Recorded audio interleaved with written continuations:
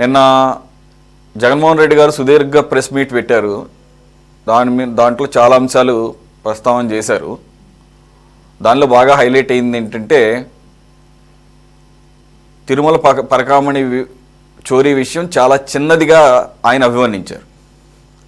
చిన్న దొంగతనం, ఏదో $9 ఆ రోజు పట్టుకున్నారు. ఆ రోజు పట్టుకున్న దానికే 14 కోట్లు వసూలు చేశాము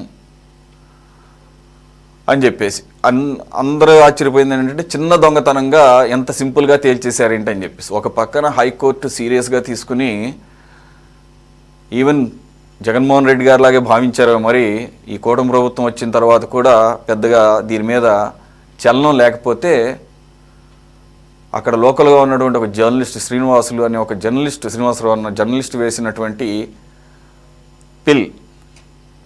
ఆ పిల్ని బేస్ చేసుకొని హైకోర్టు అలా రాజీ చేసుకుంటారు. పరకామణి వ్యవహారం అనేది చాలా పెద్ద విషయం, లోక్ అదాలత్లో రాజీ చేసుకునే అంశం కాదు ఇది, చట్టవిరుద్ధంగా మరి అప్పుడు ఉన్నటువంటి లోక్ అదాలత్ జడ్జి ఏ రకంగా చేశారో మొత్తం నిగ్గు తేల్చాలని చెప్పేసి సిఐడిని నియమించి సిఐడి చేత ఎంక్వైరీ చేస్తున్న క్రమంలో అనేకమైనటువంటి అరెస్టులు, అనేకమైనటువంటి కొత్త వ్యవహారాలు బయటపడుతున్న తరుణంలో జగన్మోహన్ రెడ్డి గారు సింపుల్గా వచ్చేసి ఇది కూడా ఏదో రెడ్ బుక్ రాజ్యాంగం ప్రకారంగా జరుగుతుంది, అక్రమ కేసు అయితే దొంగతనాన్ని చిన్నదిగా చూపించడం,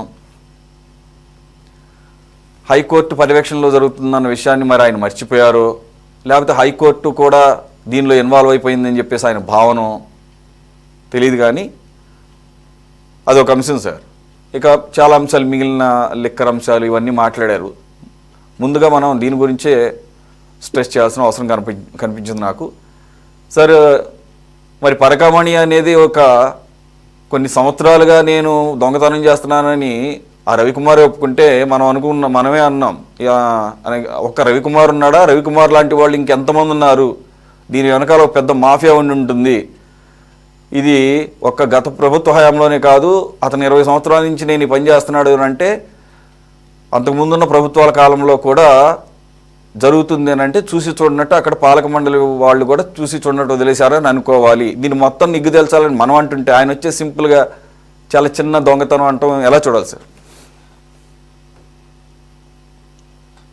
ఆయన చెప్పిన ప్రకారం సరే 9 అంటే మీరు అన్నట్టు $100 9 ఉంటాయి.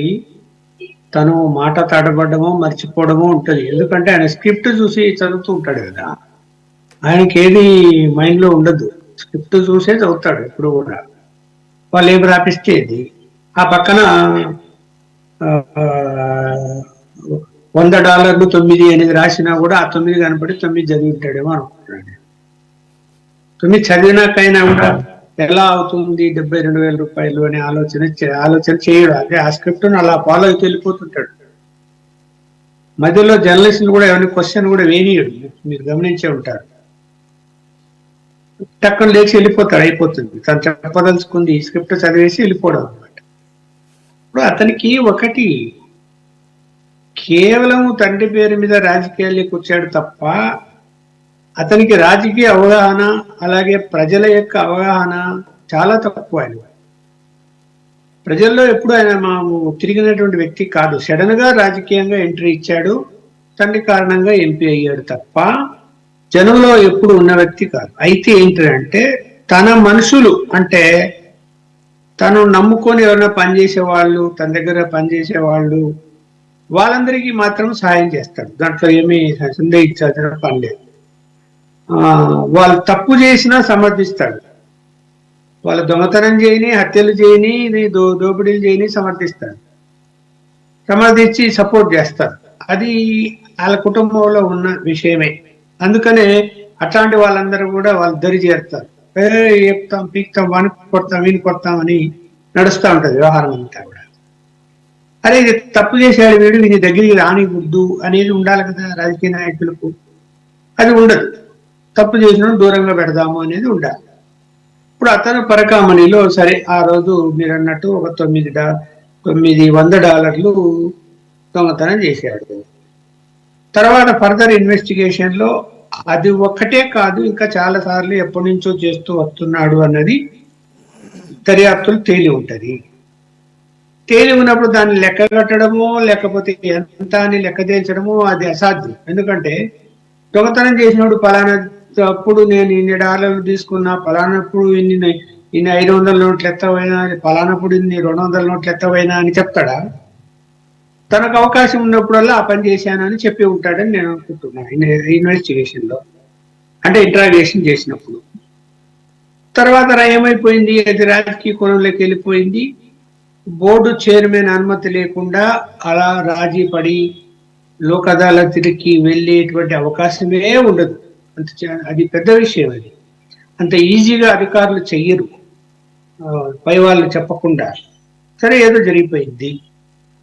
ఇప్పుడు దాన్ని ఆయన అదేదో చిన్న విషయంగా సంబంధించి, ఇప్పుడు ఆయన ఏదో ఆస్తులన్నీ ఇచ్చాడు, అప్పటి లెక్క ప్రకారం ఇచ్చాడు, ఇప్పుడు లెక్క 10 కోట్ల 12 కోట్ల అవుతుంది. అట్లా అట్లా ఎవరైనా ఇచ్చి ఉంటారా దేశవ్యాప్తంగా? అట్లా కూడా దొంగతనం చేసినాడు అంటే ఏమనాలి మరి అతన్ని? అంటే దానకరుడా? ఇప్పుడు ఏమైనా దొంగతనం చేసినప్పుడు దానకరుడు అయిపోయాడా?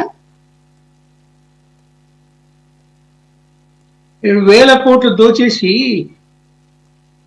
నేను పేదలకు గృహాలు కట్టించాను, లేకపోతే కనుక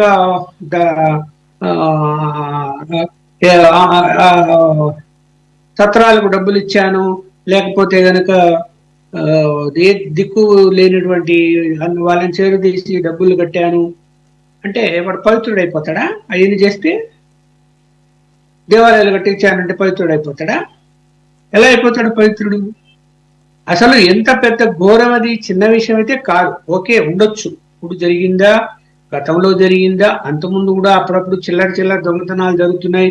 ఆ నాణ్యాలు బొడ్లో పెట్టుకొని పోతారు, ఈ యొక్క పంచ కట్టుకుంటారు, ఆ పంచ కింద ఇట్లా ఇట్లా ఇట్లా ఇట్లా మడిచి లోపలికి పెట్టుకుంటుంటారని నేను చాలా సార్లు వార్తలు వచ్చాయి. చాలా సార్లు అప్పుడంటే ఈ కెమెరాలు అందు ఉండేటివి కాబట్టి, అంటే సోషల్ మీడియా ఉండేది కాదు, ఎలక్ట్రానిక్ మీడియా ఉండేది కాదు కాబట్టి కేవలం వార్తల్లో వచ్చినట్టు చదవడము, అక్కడ ఎవరైనా చెప్తే వినటము తప్ప అట్లా చిన్న చిల్లర దొంగతనాలు చేస్తూ వాళ్ళు కక్కుర్తి పడుతూ ఉండొచ్చు. ఆ యొక్క కౌంటింగ్ చేసిన అప్పుడు ఈ కెమెరా మన సీసీ కెమెరాలు కూడా అప్పట్లో లేవు, కనిపెట్టడం చాలా కష్టం.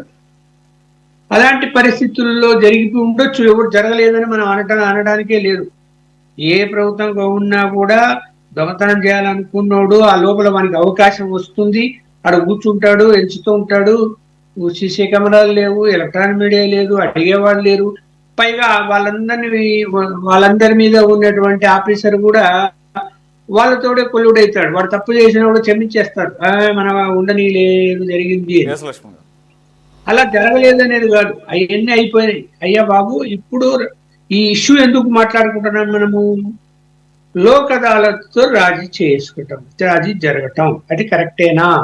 దాని మీద మాట్లాడుతుంటే అది కరెక్ట్ కానే, అది 100% కరెక్ట్.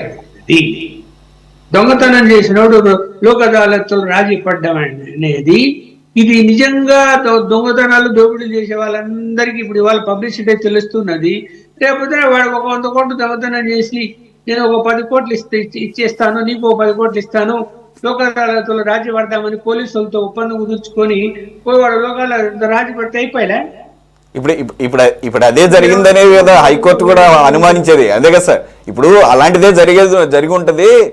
ఈ 14 కోట్లు ఏదో నామకే వాస్తే రాపించారు కానీ 100,000 కోట్ల రూపాయల వ్యవహారం అటు పాలక మండలిలో కానీ, లేదంటే కనుక పోలీస్ అధికారులు కానీ, లేకపోతే లోక్ అదాలత్లో ఉన్నటువంటి